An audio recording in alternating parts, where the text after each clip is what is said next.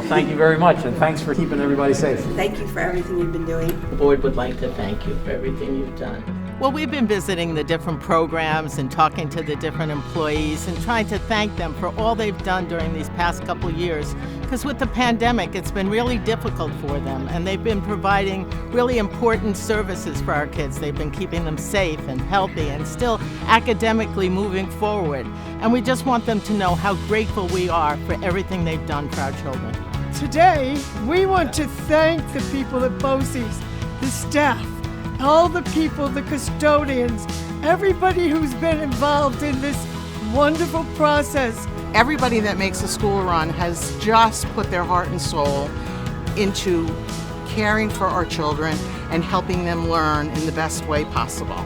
I don't think there are enough words to thank everybody who work as hard as they do in service of these students. The challenges that everybody's been facing for the last 2 years wouldn't have been as successfully met without all the staff here at Suffolk Middle School. They are committed, compassionate, dedicated, forward-thinking, and caring. There is hardly enough that you can say about all the work that any educator did during the pandemic. People have worked so hard to make sure our kids, when they were virtual, that they were getting as much experience as they possibly could. The students are always our focus in the center. We realize that everyone that you mention has an integral role. It's so important to realize that people went above and beyond, and that's not a joke. Because there was no rule book that said, here, this is how you do this.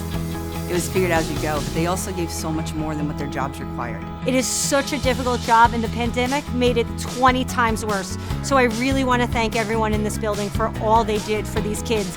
I don't think the families or the students could have weathered this storm without your support. This is an investment in students and families and gaining, for some of the most difficult kids, gaining that next step.